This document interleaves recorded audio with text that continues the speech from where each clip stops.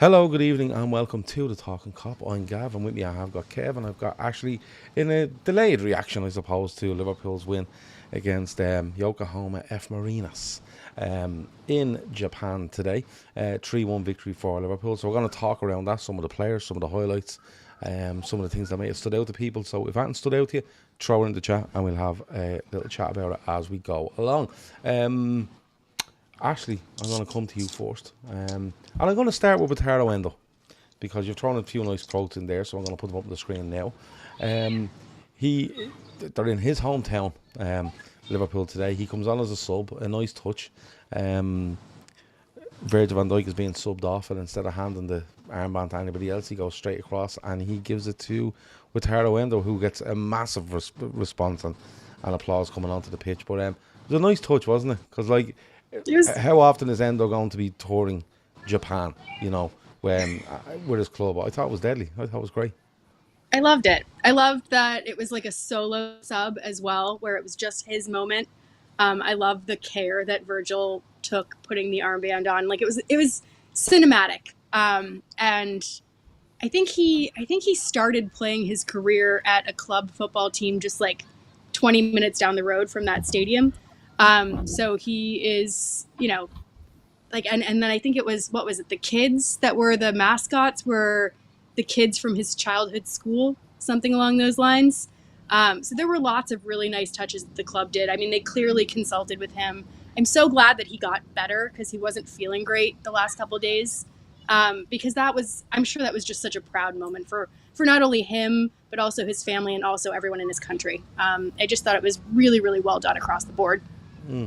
Ernest Slot on the Wataro and the ovation said he deserved that more than everyone else for the role he played last season in us winning the league. How well he accepted his role. He was the best example. He was always there for the team. He totally deserves getting the armband today. Kev, as a football club and a group and a management group or a leadership group or whatever it might be, we're quite good at this. You know, it would have been very easy to start Endo, put him in midfield, play 45 and off he goes. But like Ashley said, he hasn't been well.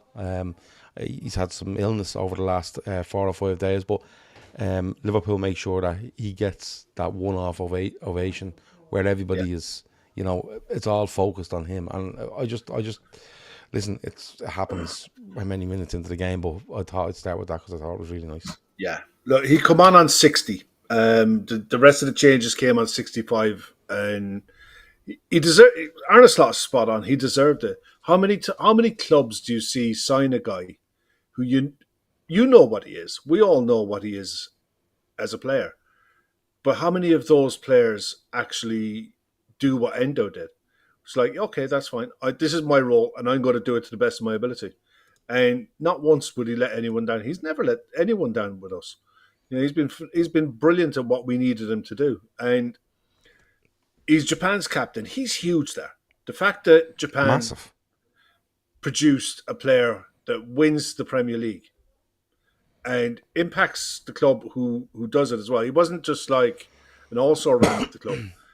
His role, coming on it with 10, 15 minutes to go, is big in games and it's important in games, and he assumes the responsibility really, really well.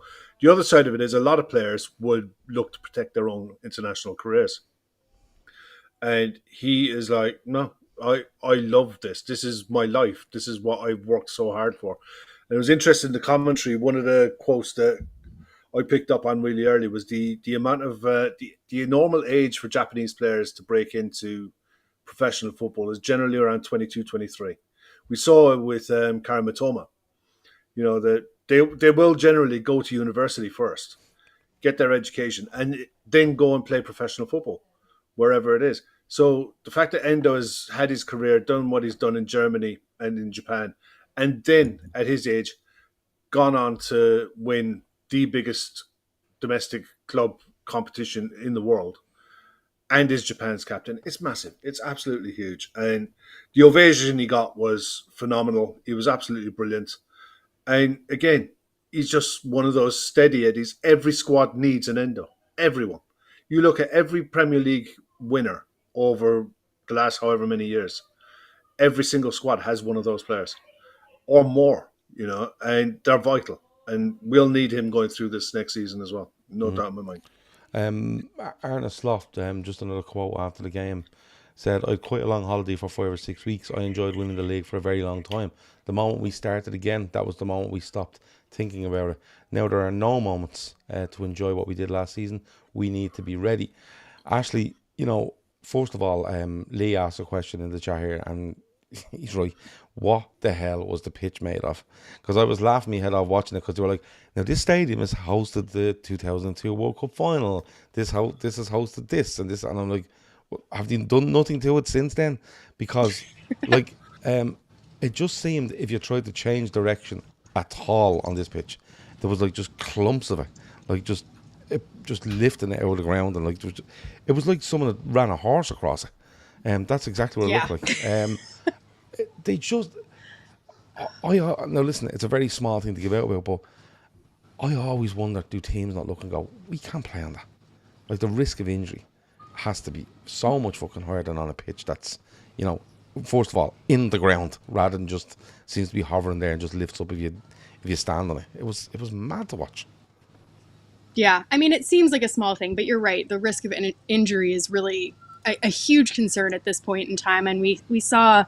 I didn't watch the Newcastle game, but I saw that Joe Willock had gotten a pretty serious ankle injury, and I don't know if that was because of the turf or not, but it could have been, and it could have been for any of the players today. And I wonder if, I have no idea, maybe someone in the chat can mention if they do know, if it's better to play on a surface like that's like real grass, or if it's better to play on an artificial turf, because it does seem like those are sort of, you have to choose the lesser of two evils when you travel abroad these days, because, it seems to be ubiquitous across, any nation that all of these teams are going to. I know it's easy to say, surely they can get a pitch as good as the Premier League, but I just don't think they're quite as available outside of Europe. And I could be wrong. Maybe there are teams that are playing on phenomenal pitches that I just don't know about. But even when they came over to the US, the pitches were getting a lot of scrutiny over here as well. So I don't know. I mean, you could tell it definitely impacted the first half. The touch of all the players was impacted. Everything was bobbling all over the place. So beyond just the risk of injury, the quality of play just wasn't really there because of the pitch as well. Endo says, "My first time to comment on your channel. Great show. Great shows you do. Keep up the good work. Probably the most underrated LFC channel out there. Take that as a compliment." We will, Ado. We will. We don't mind being underrated, because it means then that we've sound people in the chat all the time, and we don't have to deal with lunatics. Let's be fair. Getting onto the game, I think this caught my eye more than the AC Milan game, because when I looked at the AC Milan game, I seen the lineup and where players were positioned, and I was like, okay, right, they've probably trained today. They're going to run around a bit. They'll mix this up whatever way they can. They'll make a load of subs and away they go. And that proved to be the case. This one caught me eye a bit more because of the lineup. Bradley right back, Kerkers left back, the two big centre halves at centre half. Gravenberch, Szoboszlai, Wirtz, Salah, Ekitike, the names Gakpo. It was a real case of, right, we're starting to move quickly here towards what your starting 11 might be in the Premier League. And Kev, a few of them didn't disappoint, I'm not going to lie. I'll start with Florian Wirtz, because my Jays is I don't care what the pitch is. That fella is just like silk running around the place. Every touch his touch is unbelievable. And one thing I notice about him is he's on the move before he even plays a pass to you. He's hitting a pass to a guy and he's on the move already to go, listen, I'm here if you need me. He looks so good, Kev. He was taking corners with his left foot and crossing the ball from the wing with his right foot, and you wouldn't spot the difference. He is as two-footed a player as I've ever seen. His passing is ridiculous. His vision is a joke. His problem, and our problem at the minute, is everyone is going to have to get up to his speed. Everyone is going to have to get up to his wavelength and how he thinks to get the best, for him to be able to give them his best. Because he was laying off passes, one touch, and spinning and going. And he was looking out, waiting for people to catch up for their movement to be on his wavelength. It'll come in time. When it does, have a box of Kleenex next to the fucking sofa next year when you're watching him, because he's going to be an absolute joke this season. He really is. It's these players number 10s like him just don't come along that often. You think of prime Mehmet Ozil, that kind of level. There isn't many that you can think of at his age that have done what he's done, and there's more to come. He's going to improve. You just know it. If you're a number 9, you're going to be begging to be in the starting 11 with this guy, because what he sees, the pictures he sees in his brain. Yeah, I can't wait. I cannot wait. I want to see him what he's like after 20 games. Yeah. See what he does in the first 20 games. But when he gets into a rhythm and he gets and everyone gets into his wavelength, man, sky's the limit. When I watched him today, I was trying to see where is he kind of honing in on. Is he kind of going towards Salah? Is he going towards Gakpo? Is he trying to get close to Ekitike? Is he dropping deeper and trying to get the ball off your Gravenberch and Szoboszlai, or what way is he doing? And he just seemed to be everywhere. He seemed to be everywhere. Like, it didn't bother him. He loves the half space. Yeah, he loves the space. He loves that. That's where he lives. And he's not. The thing about him is, I watched him really closely. I watched a couple of them really closely, and he was dropping in and he was available for Bradley. He was dropping in, he was available for Kerkez. He was getting her off Gravenberch. He was getting her off Szoboszlai. He was coming back at times and going, listen, Virgil, give me that ball there. And what I'll do is I'll just turn and I'll play a simple ball, but I'm making a move then, and we're just playing through the lines. He switched a couple of lovely balls to Gakpo that you didn't think it was on. He just took it and went bang, and it was like, we'll open this pitch out here now. But he did. If I was going to pick one, he went towards Salah and went, listen, we can absolutely run amok here. Because the amount of time Salah got the ball and just went, I'll give it to this guy and I can just move anywhere and he'll find me. His touch, everything was immaculate for me. Yeah. And even Bradley, he was getting the ball off Bradley and saying to Bradley, you will run wherever you like. Run wherever you like and I'll make the right decision. I mightn't use you. I might just use you as a decoy and I'll give it to Salah, or I'll look for Ekitike, wherever it might be. I thought he was so good. And like, you're talking about 20 games, like, it's actually frightening to think what he could be in 20 games. Like, it really is. And on better pitches, with being more familiar. And he's just that kind of he has that look off him where he goes, I'm really quiet, lads, don't worry about it. You know what I mean? Just don't worry about it. Just put me on the pitch. I'll do me work, because he actually worked really hard. That's one other thing I noticed about him. Yeah. But he's a real case of, I don't really care who's playing around me here. They're all brilliant. And I'll find a way of being amazing. I'll tell you one thing. Get him in your fantasy 11. If you're doing fantasy football this season, spend all the money on him. Get him in. Fit everyone else around him. Get him in and captain him.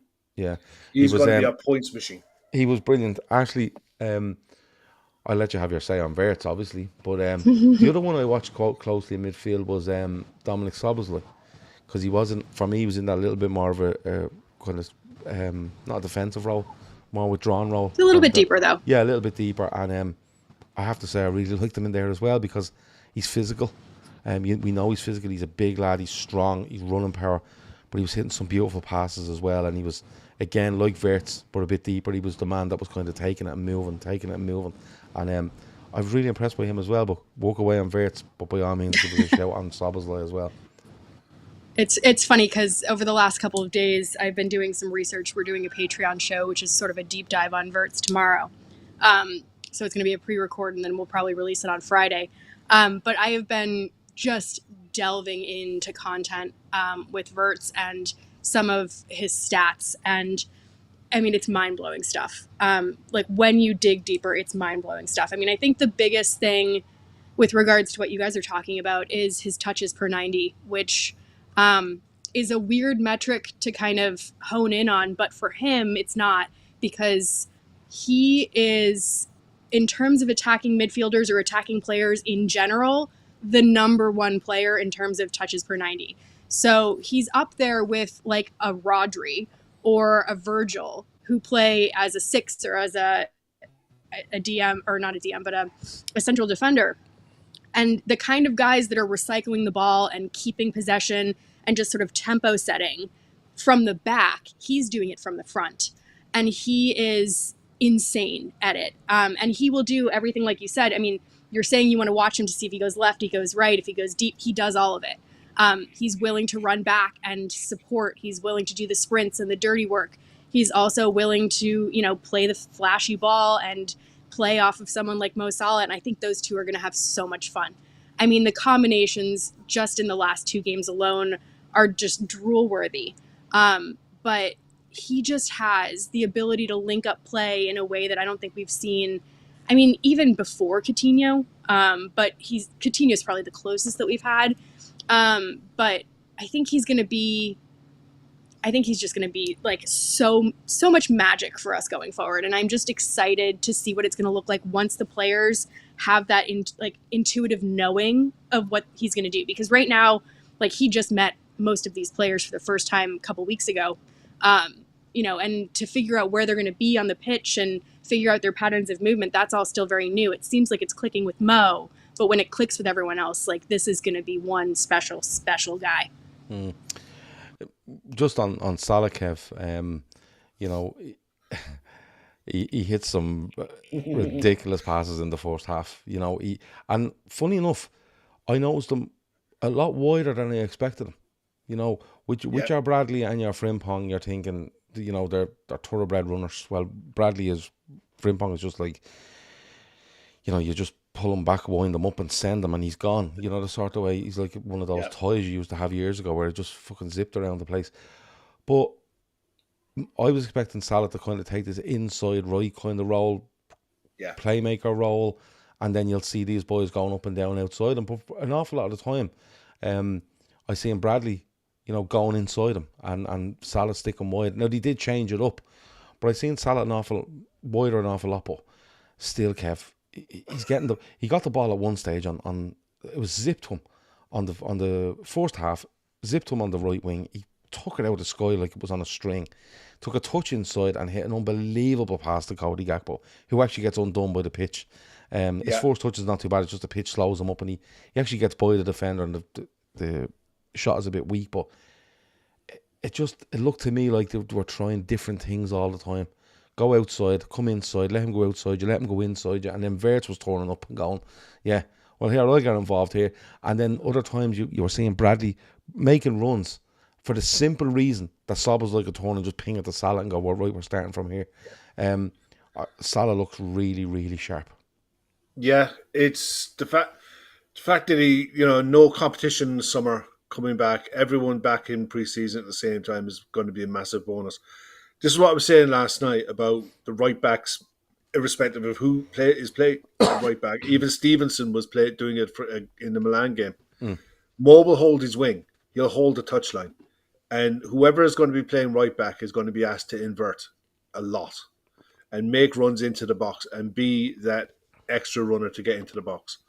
Because you look at the height that we're going to have on the left wing. You're going to have the option of Cody Gakpo out there. You're going to have potentially Ekitike as an option on the left or coming in from the left as well. So that doesn't really work the other way.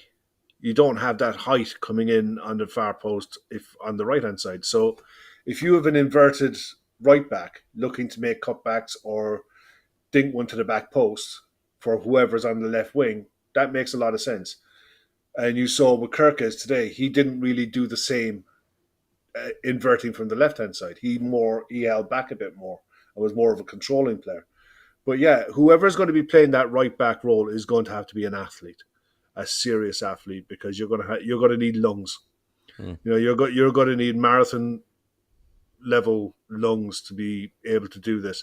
That's why I think whoever's starting at right back in most games, odds are you're not finishing it right. You're not finishing the game. I think you'll probably be one of the first subs, if not the first sub, whoever's playing at right back, because you're going to be asked to burst your lungs for an hour and your mate's got to come on and finish it off, and vice versa. They'll swap between the two. Yeah. And they're slightly different in how they play, but they're both very good at when they're into the final third. They're both very good at picking cutbacks, crossing to the back post, and they've both got goals in them. And the other factor is you got Mo Salah. If he's holding out into the wing, the left back is obliged to come wider. You can't give Mo Salah space to pick passes. So that allows huge space between the left centre back and the left back for whoever is going to be playing right back to cut through, or freeing up space for a number 10 to get involved and create triangles in that area as well. I think our right side is going to be very assist heavy. And yeah, it's exciting. It really, really is. And that's not, look, this didn't just happen today. They've been doing that every game. Every preseason game, the same pattern of play has come from the right-hand side. Yeah, it was when you watched, in particular, the first half, because I always find it gets a bit more broken up in the second half with all the changes and stuff like that. And that's just, I think, the way the game went a little bit. But it was actually probably more exciting in that sense. But when I watched the first half, it was nearly like they said to Bradley, right, this is what's going to happen. You're going to be up and down there for 10 minutes, and Kerkez is going to sit, and that's going to be fine. And then we're going to give Kerkez 5 minutes to go up and down, and you're going to sit.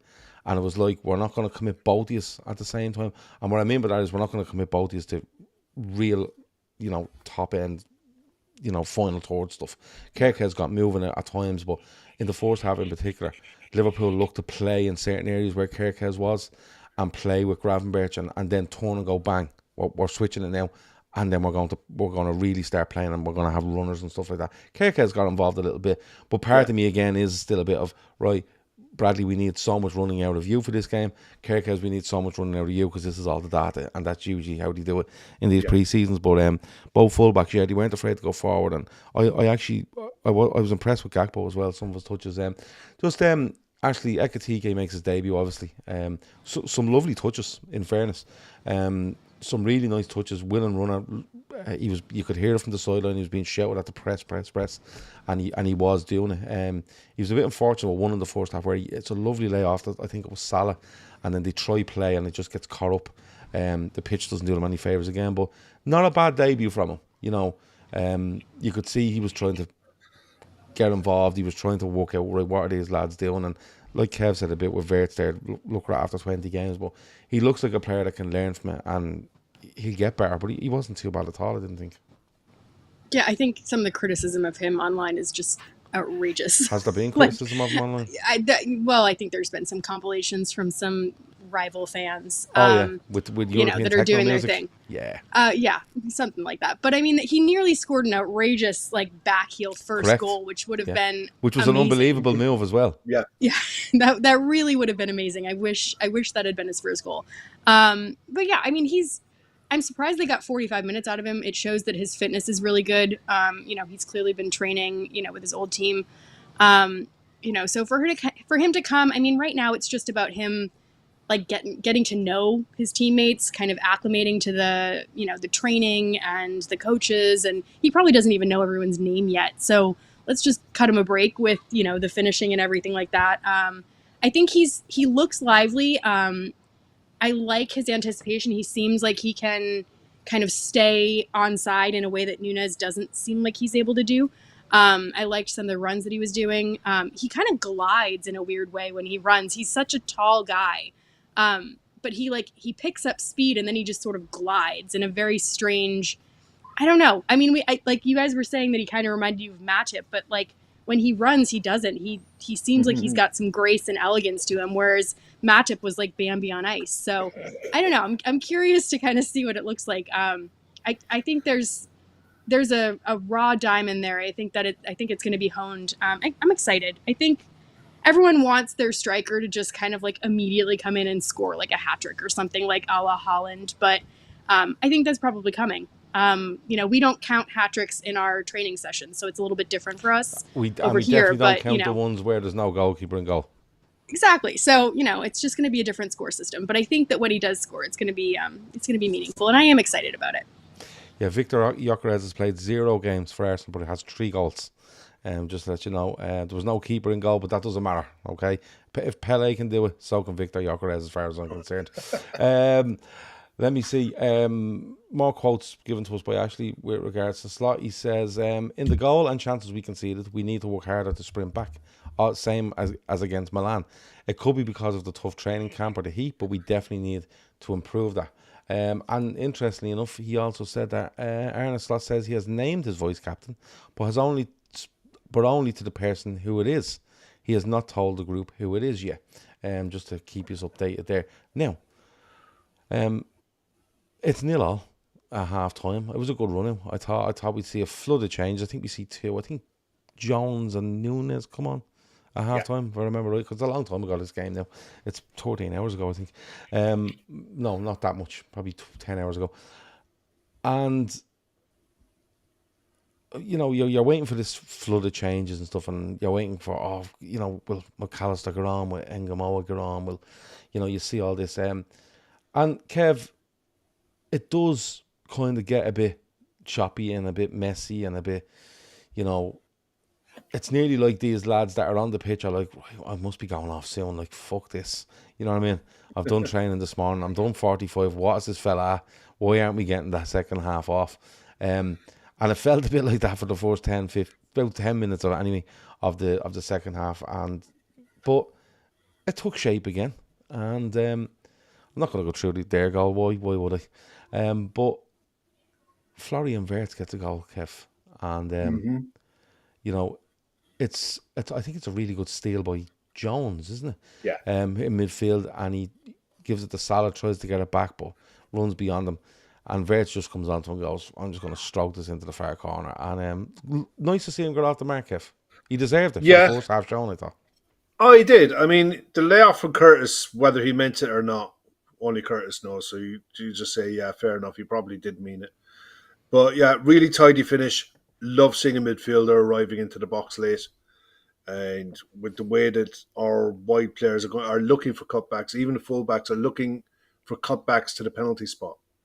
It's he seems to have that sense to be in the right place at the right time. Very good finish, deserved his goal, did really well, and it's good to see so many of them getting the 65 because they would have trained earlier in the day. It is hot and humid there, and it is. That looked like a pitch that would take it out your legs as well, And the worry for a lot of the players would have been that surface doesn't feel stable, so they would have been playing within themselves a fair bit. And it was a physical game. There was plenty of tackles going in as well, So it was a good game to keep them honest. But I think they're going one behind, kind of livened us up a bit, and it improved us, and. Got back into it. Good start, good finish, good move. But Curtis Jones was confident enough to step out and get the interception. But at the end of the day, Curtis Jones allowed a runner of theirs to run off his back that they scored from. So he corrected his mistake and got us back into the game with the interception. Well put away. And it's nice for Wirtz as well to get, that's that box tick now, first goal on pre-season. Very, big, huge fee. You need to start showing a return. It's all lovely having all those lovely passes and great vision and everything like that. You still got to goals and assists. They do matter, and it'll matter to the players. It'll matter to him. So it's good for him that he got that off his back. Absolutely. A player I really like, Ashley, and I don't know whether this season is the season he breaks in, but I really like him as Nyoni. He gets the second goal, but the big thing he does really well. He gets in the box, he's in there, and he gets the goal. It's a decent finish. But the big thing for me here, Ashley, is that we've spoken so much about Jeremy Frimpong and direct running and getting to the byline and cutting stuff back and making his game sound a little bit basic. To be fair, straight running, run into space, cut it back for somebody, and it sounds very basic. But he puts in a peach of a cross here for training only. And honestly, when he puts it in, the LFC, it might have been John Bradley, I think he was commentating, and he went, "Oh my God, what a ball!" And I was like, brilliant, because if you want to stand off him, defenders might think, "Oh, stand off him, he won't be able to do that." Don't get tight because he wants to get around the back of you and cut it back and simplify it, but. Jesus, you stand off and he puts a ball in like that. And I'm not saying he's going to do it every time, actually, but it's another. I think he showed something there that a lot of people would have went, oh, right, he can whip them in there as well. Really good goal. Delighted when I see him Frimpong do that. Yeah, I mean, I think we touched on it last week. With his touch map in terms of like his crosses coming in from the byline. He crosses deeper than Trent does. It's kind of like Trent back in his heyday before we got kind of fancy with him in midfield. You're starting to see that kind of come back, those traditional runs all the way down to the byline and then whipping it across, which was sort of like peak Klopp with Robbo and Trent doing that. And it was nice to see. I mean, I've missed those crosses. We haven't seen too many of them from Trent recently, and the whip and the power that he put on it, I actually think that we're doing Nyoni a bit of a disservice, because I think it took a lot to put that ball in the net and have control over it, because I think as much as it was a really dangerous ball, it was absolutely moving. And Nyoni, credit where credit is due, he was playing in that more advanced kind of midfield role that we haven't really seen too much of him in. And he anticipated the ball, made that far post run, and like it was a beautiful, I think it was outside of the foot finish. It was wonderful. And he just looks a little bit more composed, a little bit more adult in his body. And he's another one that just kind of looks graceful on the pitch. And I think that I'm really curious what we're going to do with him. Like, I'm curious to see if he stays around, if he stays until January, then goes out on a loan move. I'm not sure what happens with him, especially since you have Bajcetic in the wings as well, who has that recovery from injury thing going on, which we haven't really gotten an update on. So I'm just curious to see what he's gonna be doing, because between him and Rio, they seem like the ones that are right on the cusp that are going to be breaking in, especially with the likes of Martin being rumored to go. Yeah, I think he's probably. I mean, it seems like that Leon thing has legs. It seems like Liverpool want around 15-ish for him, which I think is reasonable. Yeah, I mean, he had a great under 21 Euro competition recently. He won the competition with them. I think that he's a really solid player. I think, it'd be nice to see him go, and experience something different. If he's not going to get a move into the Premier League, because I don't think that he's a championship player. I think he's better than that. So if he's not going to move in the middle of the Premier League, I think having him move abroad to a club like Lyon, that'd be fantastic for him. Overall, very excited about the youth. Yeah, we'll get on to a bit more of them in a second. But Mark says, and it's a fair point he makes, he said, I would like one of our fullbacks to play more defensively at times. We are very open for counter-attacks at the moment. Now, I fully agree with you, Mark. I think that sort of stuff, you become susceptible to these things when you're not 100% on it. Not 100% on patterns and where you want to be and where other players are.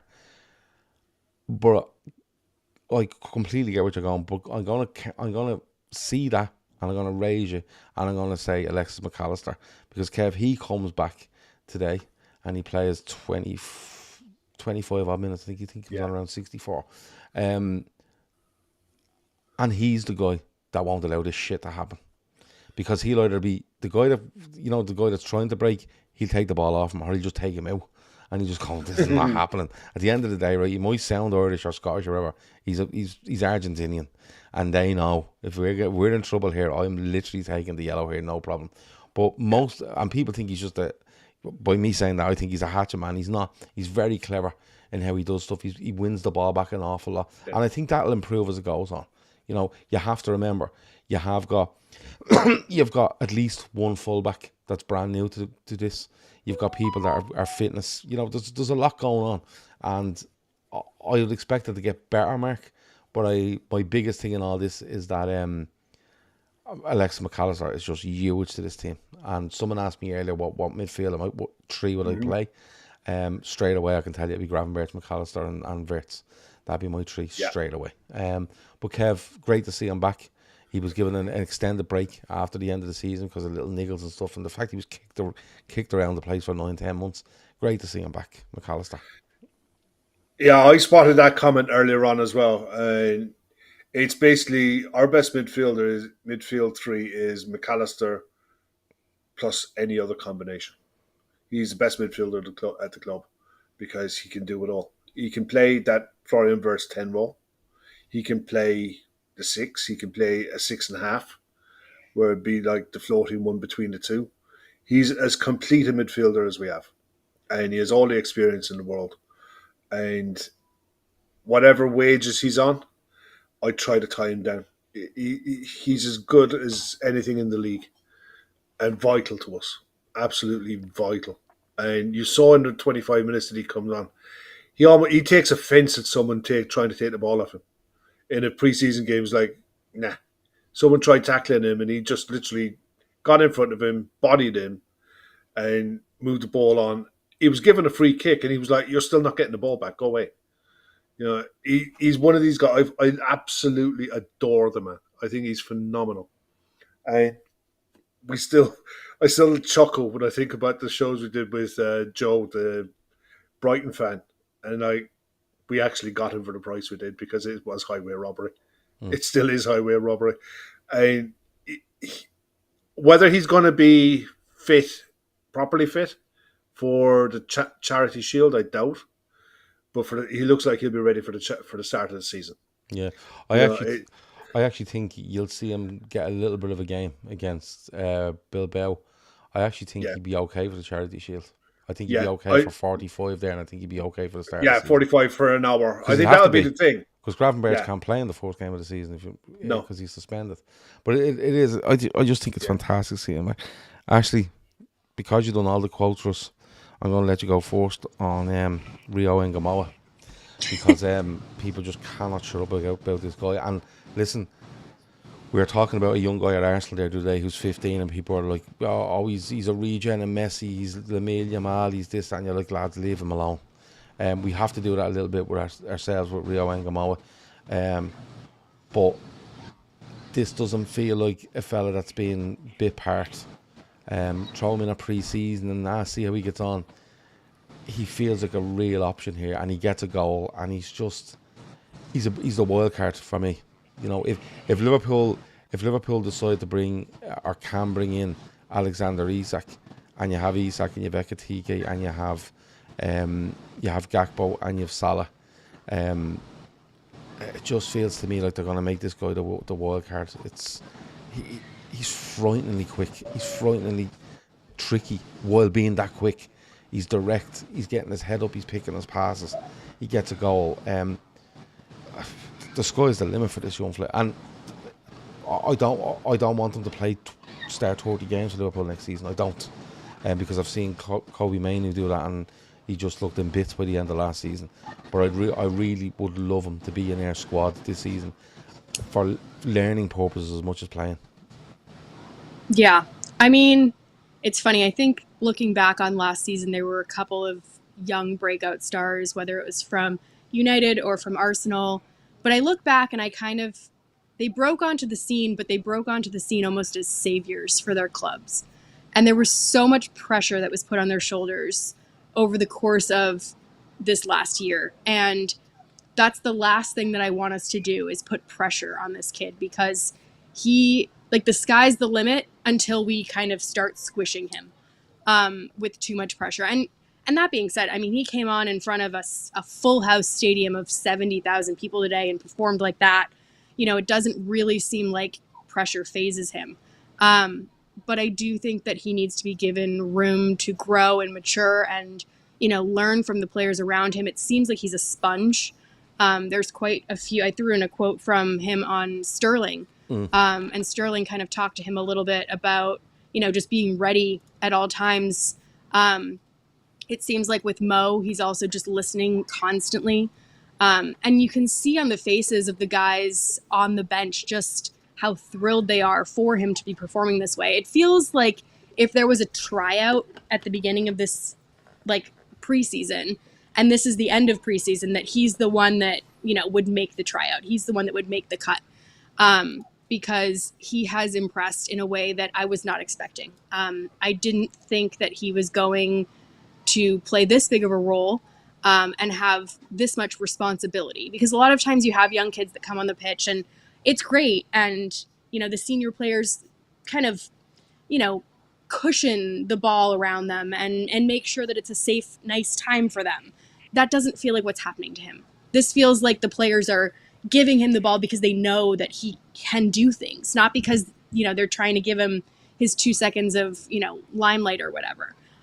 So I want to see him continue with the team. I like him as maybe a 6th choice option, like a Chiesa, where he's really getting minutes at the ends of games when hopefully we're comfortable.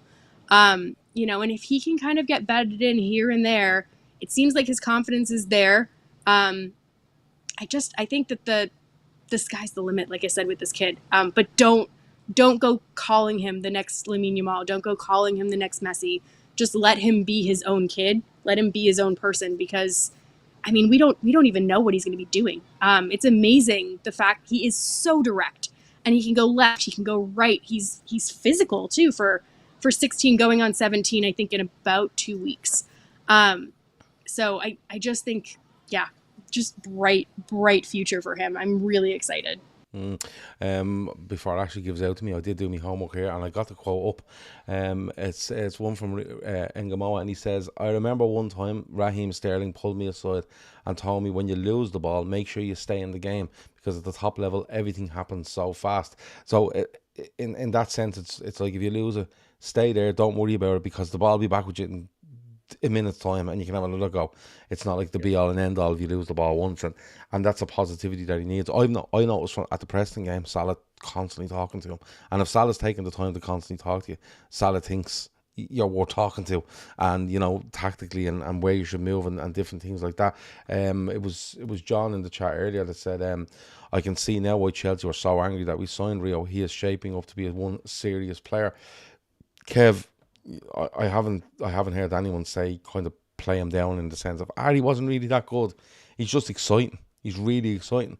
But there's a bit of end product there today. And look, as much as I talk about your frimpongs and finding them patterns, and Wirtz finding them patterns and getting in behind and doing whatever, this also applies to him. A lot of people, when they look at players like this when they're 16, 17 years of age, they go, "Oh yeah, he's great, but he's not strong enough," or he doesn't make the right decisions. But they all have to come, especially at that age. But there's so much promise he's being shown here, and at the same time, Liverpool need to manage it really well, and I expect them to. Yeah, I would love to see him get the amount of minutes that Chiesa got this season, being in and around the first team all the time, and being matchday squads. And if he gets a few starts and a few appearances off the bench and a couple of cup games here and there, delighted with life, happy, because there is no rush with him. It's literally the baby steps at the start of his career. But there was a bit of link up between him and Nyoni, and you could see a mile off how often they've played together in the underage levels, because it was a quick give and go. And he got in, went to shape to shoot on his right, stopped, checked back, went past the defender, shot with his left, and the keeper saved it. And I was like, the fact that he was able to stop in the middle of the box, change direction, and then go past someone, and have the mental vision to see that the option was closed on his right foot, have to take it onto the left, and the ability to go and do it. That's ridiculous. It actually did remind me of a bit. I got laughed at the start of the season, the first time I saw him, and I said, the way he dribbles with the ball is very like Raheem Sterling. Not with the way he's running style, but his ability to stop with the ball and change direction so fast. Sterling used to be able to do that. Sterling was a nightmare for defenders when he was really young. Sterling was the difference for me with him is that I think Sterling was so explosive from a standing start in a straight line. Boom, past you, inside you, gone. And he was lightning fast. Engamoa, is he as fast as Sterling was at that age? I'm not too sure. But I think he turns faster. That's the thing. They both have that low sense of gravity, but center of gravity. Sorry. But the thing for me is, I think he's a better dribbler than Sterling was. I think Sterling was great at getting it out of your feet and gone. Whereas this fella has touches and the skills, real skills on the ball, where he manipulates the ball better than Sterling. And I'm not playing down Sterling, because I thought Sterling was excellent when he was at Liverpool. For the goal, yeah, he makes the run. There were 6 players up with him, and he makes the run, but it wasn't the first touch to get it out of his feet, and then within a split second he gave it another touch to get his stride level right, and he did it so fast. That it's instinct. It's an instinct. You can't plan that out. It was an instinct. The ball needs to be here, not here, and he just nudged it on and took the shot and passed it side foot into the goal. And someone coming off the bench, I think it was good the fact that he came off the bench at the 64-minute mark, because if he's going to be impacting games, odds are it's going to be at and around that time frame. Most managers like to make their substitutions in and around the 65-minute mark, and it's a skill to be able to come off the bench and impact the game. So the fact that he came on and did that, and could have had a couple, he could have had 2 today. So yeah, the kid the sky's the limit for him. But again, I wouldn't mind not seeing him until the start of the League Cup, when the season starts. I think he's going to be in squads. I think he is. I think he'll be in squads for sure. I think if everything goes to plan with Liverpool, where they want to control games more and make these games that shouldn't be difficult not difficult, like they did a little bit last season, I think you will see a bit of him. Some quotes here from Slot on Engomoa. He says he wasn't the only player who impacted it from the bench. Trey, Curtis, Jeremy, Rio again showed his quality, and that's nice. We have a lot of good players, but academy players are always helpful and gives the energy to the team. Learning points for him, but still 16. So there you go. That's that bit of caution, and I'm not against that, But I think there's a good argument that he's 17, like Ashley says, in a couple of weeks, and the rumor is he'll sign a long-term professional deal, and he'll get really well paid for that. But when you look at the makeup of Liverpool's forward line at the minute, if you include Chiesa, Salah, Gakpo, Ekitike, if Alexander Isak comes in, I think Rio Engomoa makes the 6th slot in there. I think there's a big argument for that. And you know what? He could be slot 5, because I'm not too sure Chiesa stays. Now, Chiesa might go and they might bring in another player. I don't know if they will, but there's an argument that he's a 5th choice forward, attacker. All-out attacker, because I know you can put Wirtz on that right hand or left hand side. You could put a Szoboszlai down the right hand. You could put a Frimpong down there as well. Don't forget that as well. But I think there's a real argument that Rio Engomoa is fairly regular in these squads as the season goes on. Look, we've come out with this tour. No injuries, I don't think. Well, Joe Gomez, except for Joe Gomez. Yeah, Joe Gomez has gone back to the action, but they said he'll be fine now. When they get back, of course, Allister went home to Brazil for personal reasons, but they say he'll be back in Liverpool in the action. I think sometime later this week. I think. By Saturday, they said. Yeah, so maybe he won't play against Bilbao and stuff, but he'll be available from there on in. But actually, it's going to be a big Friday, because Friday is the 4th of August, and that means that Liverpool can start lashing the Adidas gear around the place. And everyone wants to lash it. No more than Shawnee Lawson. Like, I think Shawnee Lawson might be having a house party. I'm not going to lie. But this is big, because we are changing from Nike to Adidas, and people go, is it? Yeah, it is, because Anfield is being redone with Adidas and taking out Nike and putting in Adidas. Everyone's raving over what's the jersey going to look like, and I think the jersey sales are going to be off the fucking charts, considering the window we've had. We have got that little bit of, what numbers are they taking? I think Wirtz probably nailed on to take 7 now, and we'll see where the other lads go. But it's going to be a big Friday for Liverpool with all this new Adidas gear and possible squad numbers, and maybe more transfer news. Friday feels massive. I feel like every day has felt massive. Like, I feel like every third day it's felt like Adidas, Christmas. Actually. I know. Well, now it's like Christmas is actually happening. It's not Adidas, like the build-up. They're always the best. I mean, I think it's the worst kept secret. It's the summer of worst kept secrets, to be honest, with Liverpool and transfers and Adidas and all these things. I mean, I loved that Tsimikas kind of inadvertently revealed the jersey today on his Instagram with his silly little, I don't know, like fisheye profile picture. It just seems like everyone is so excited that they can't keep it in. It was like, I think it was Linda as well put something out there with, it was an interview she's on with first name terms with Linda. Didn't say her second name. She just went, Linda. Yeah. I just called her for a cup of sugar and she was telling me. She had the jersey on the table. No, she had a post up with, the jerseys, and then she had to take it down Yes, immediately. correct. It seems like everyone is so excited that they can't keep this embargo going. So I think it's going to be a relief more than anything for everyone. Because this team sucks at keeping secrets. It's like, Kirkez has sort of infiltrated everyone with like these secret little breadcrumbs. But yeah, it'll be fantastic. The jerseys look fantastic. We've seen a couple of leaked images today. It's great to see Wirtz kind of like prominently portrayed in some of these images. Obviously you have Virgil, obviously you have Mo. And a lot of these guys are also Adidas athletes, which is fantastic. I mean, even Rio, who we were just talking about, is an Adidas athlete. So they must be, speaking of Christmas, they must be licking their lips in terms of all of the Liverpool players that they can just parade around as their athletes. I mean, it's going to be a fantastic, fantastic day. And I have no idea what's going to happen, but if you were to kind of release a certain number, 9, 14, whatever he's going to be, in the new Adidas gear, I would not be upset about that.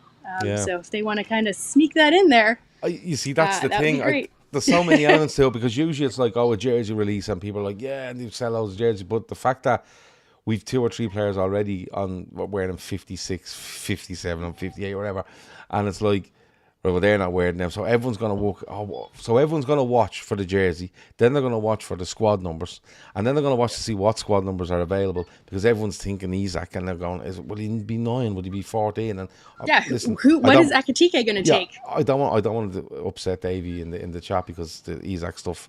I do feel bad for Newcastle fans at this point. Well, it has gotten a little bit silly. It's got a little bit silly, but it's got a little bit quiet as well, and that could be what's happened. Like, I've seen rumours tonight that what's his name? Isak. He's in Sociedad training on his own now.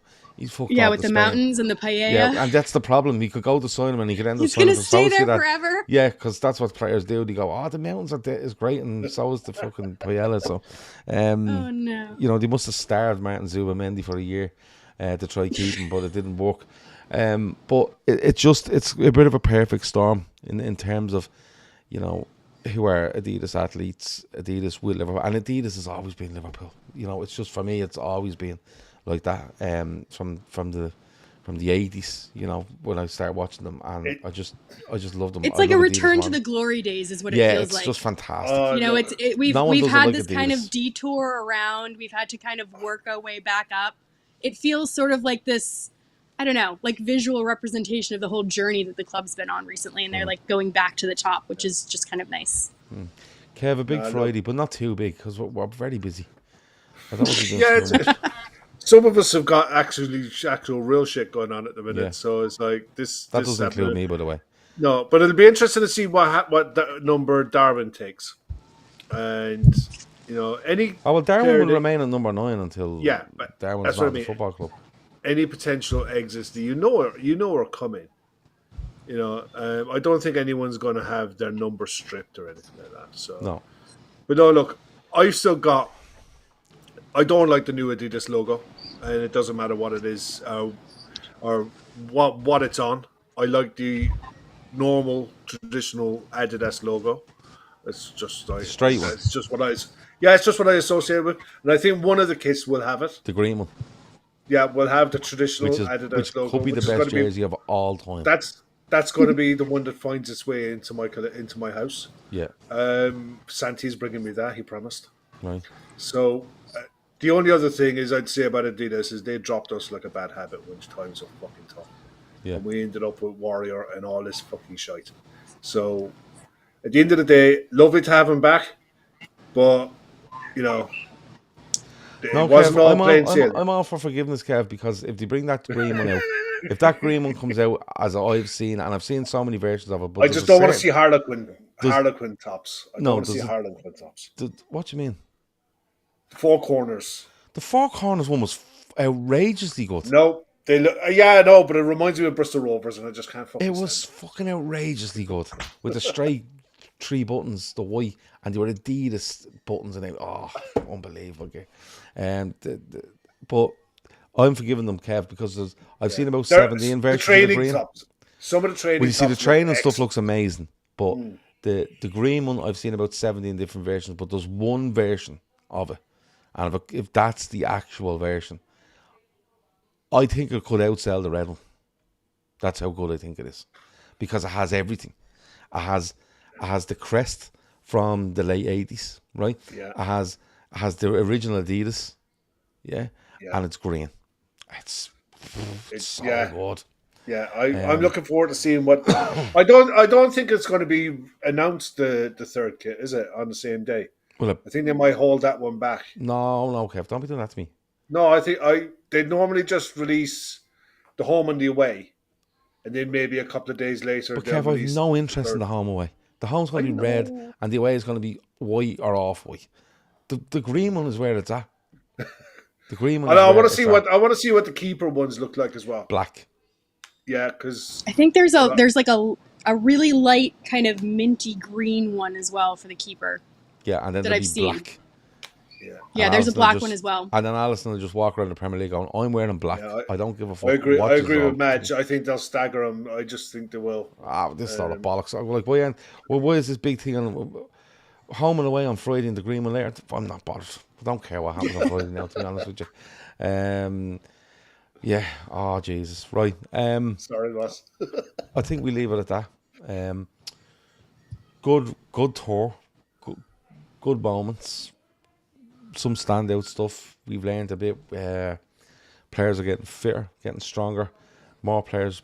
Some players to exit. Some players to still come in. You would hope. Somebody did mention the centre back stuff there, but we have spoken about that quite a bit, and they actually said it's gone a bit quiet. But they expect that to. I think when everyone gets back, the tour is over, and everyone who's on the tour, it's not just the players and Arne Slot who's on the tour. A lot of the senior people at the club will have sponsorship commitments in Asia that they will have been on the tour as well. So when everyone's back in England, in Liverpool, you could start seeing some movement. I expect to see some movement. That is the Isak stuff. Look, if you're that'll happen if it happens. I think it's 50-50. No, I think it's higher than 50-50, to be honest with you. But I don't know on his time. Newcastle need to get their arse in gear and get their fucking ducks in a row. I think we actually need to loan them our director of football for a week, just to kind of bring some people in. Yeah, just for a week. Like, yeah. Yeah. Like, we'll just train Eddie Howe's nephew or something, cousin, whatever it is. Sorry. Like he could do the sporting director stuff, and as a bonus, he could do something like, listen, we'll throw in a free manual handling. Just like 2 hours. No, like 2 hours. I'd love him to go in and go, listen, what we're going to do here, right? I'm here for a week, right? First 3 days, we're going to sort all the transfers out. We get Sesko, we do all that. And then at the end of the week, we're going to do, fire extinguisher training and manual handling. Just to throw it in there, just in case, you're asked to do anything else in the building. In case shit really hits the fan. Yeah. So Eddie Howe was there trying to convince his cousin or his brother to go, listen, the manual handling, you never know what could happen here, but, sort of stuff. There's always a job. They're good friends. Yeah. Like, So there you go. I think he was the current director of football, interim director of football at Newcastle was actually Hughes' head scout at Bournemouth. So they do know each other. Yeah, of course they do. I don't know. Maybe just go to lunch together and give him some pointers. Just get the striker over the line, because it looks like even Mateta, or I think he was supposed to go to Atalanta, or Atalanta is bidding on Mateta, and it looks like if they don't get him, they're going to go in for Muniz. So even if there's a whole other domino effect over there, so they could lose out on another striker. So they just need to get someone over the line, because they're going to end up with no striker whatsoever. They won't, because they will keep him. It'll get to a stage if they can't get in who they need to get in to get them back into the top 5. Because at the minute, Newcastle are gambling on the coefficient being good enough that the Premier League will retain 5 places. And if they don't get, and it should, but if they can't get in someone who a striking partnership, a pair, who are good enough to get them the goals to get into the top 5, they'll keep Isak, and they'll keep him until next summer. What I think is happening here is I think Liverpool and Newcastle are well down the line with this. I think Isak is probably, if rumours are true, he's training on his own, or he's in Sociedad or whatever else, right? Which God only knows who's fucking telling he's in Sociedad. It could be anyone. But my thing is that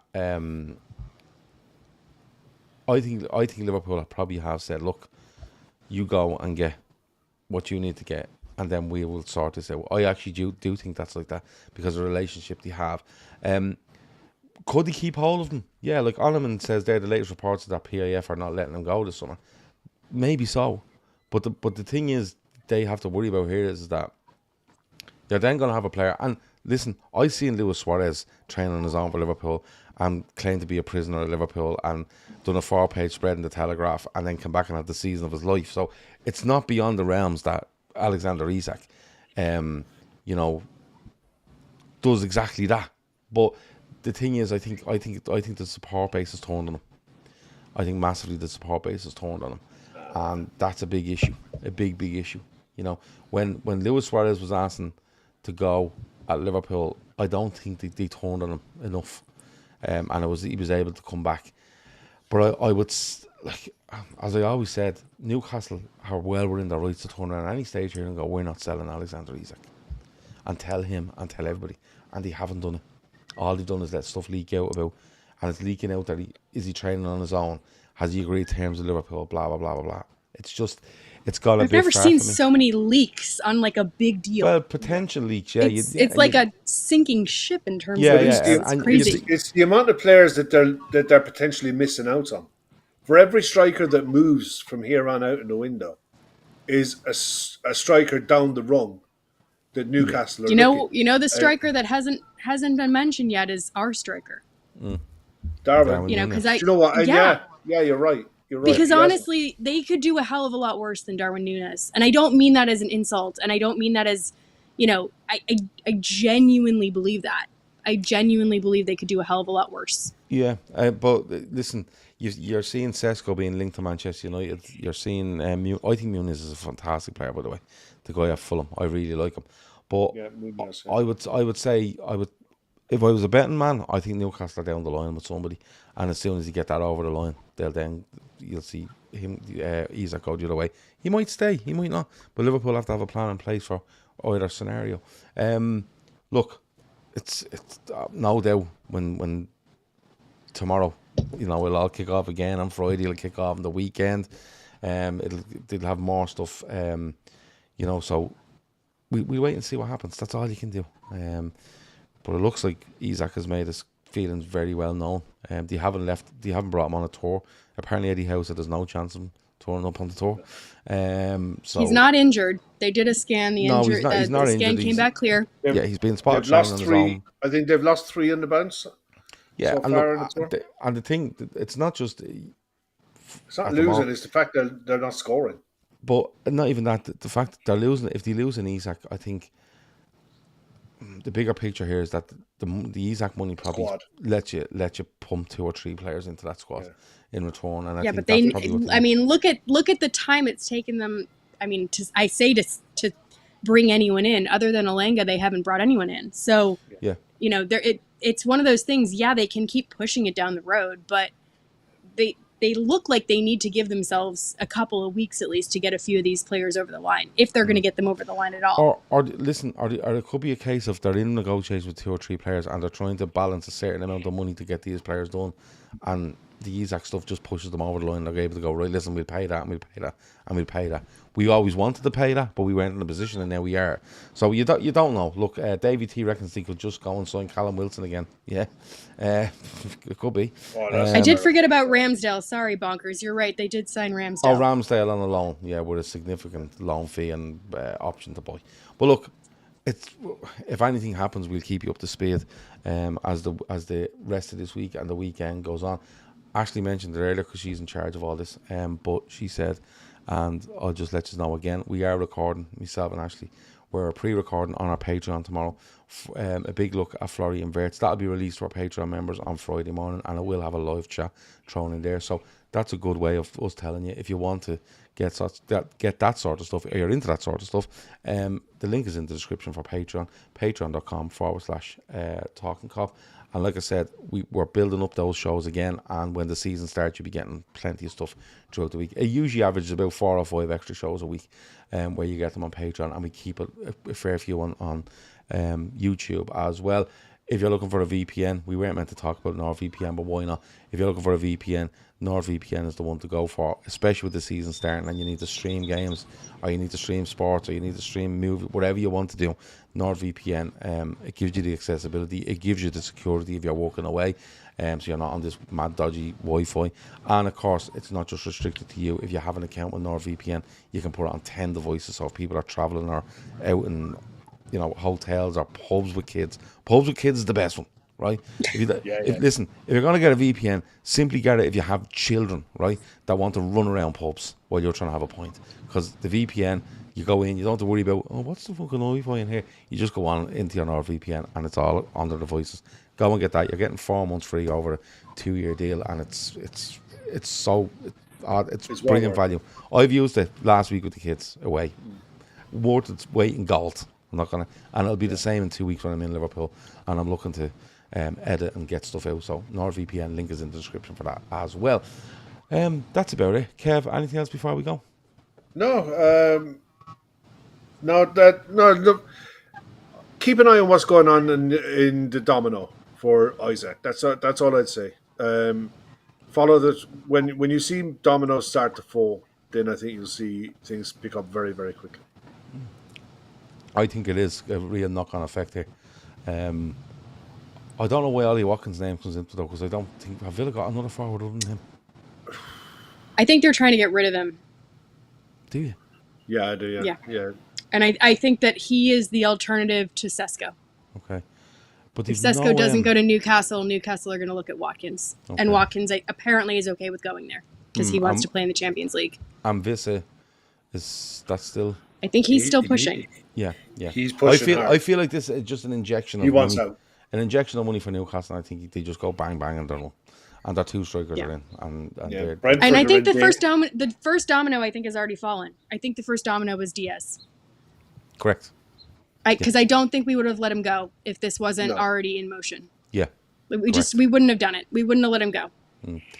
United are supposed front runners for Sesko. Well, United were trying to do Gyökeres last week and nothing came. Yeah, I find that hard to believe. I'm not. If United, I don't know why they'd be dropping another load. Now the talk is with Sesko is that Højlund will go the other way, but it's not even that. As a player point of view, you've got a club like Newcastle who are in the Champions League. You could go be the main man at Newcastle, or you can go and play for Ruben Amorim, who's had an absolute mare. You're nowhere near Europe, and you're got to be nowhere near Europe. I don't know. I don't think they'd be that bad again next season. But my thing on United is that if they're throwing a load of money at Sesko, right, which would be 65, another 65 to 70. So you're looking at 200 million. I think it'll be more than that based on what they're looking for. Maybe 200 million on the front line. It means that United must be close to content with what they have behind that, and that's the worry. Doesn't matter. That's the worry. That is what they've got. That's it. People of the Mouse. Luke Shaw playing third centre back. Yeah, People of the Mouse says he loves the NordVPN set up in Portugal. It eliminates long YouTube commercials. Nice. And he also says, he or she, I don't know if it's a man or woman, United versus Arsenal is the opening game of the season. We will learn a lot. Yeah, there you go. We will. Did I see somewhere that Barcelona are trying to sign Anthony? Really? Thought I'd seen that somewhere. But anyway, that might be. Okay. Stick that in your I don't think Barcelona. No, I don't know if they have enough places in their team to do that. No, I think Laporte will come out after Rashford and said they're done. They're done for the summer. Because they usually sign a player and go, amazing to have you, okay? Now, we just need to ring the league here because there's a slight issue. And then they ring the league. Yeah, and then it goes on for about... Remember Danny Olmo thought he was never going to play with Barcelona? He was like not playing for 6 months. Yeah, it was ridiculous. Anyway, we're definitely going now. We're going. I keep fucking mentioning players. I apologise. Yeah, no last minute BBC News stories. No. Keep Kev off the bleeding BBC gossip pages. Fuck's sake. I'm just kidding. We'll be here all night. That's been Kev, that's been Ashley, I've been Gav, that's been the Talkin Kop. Talk to you soon. Over and out.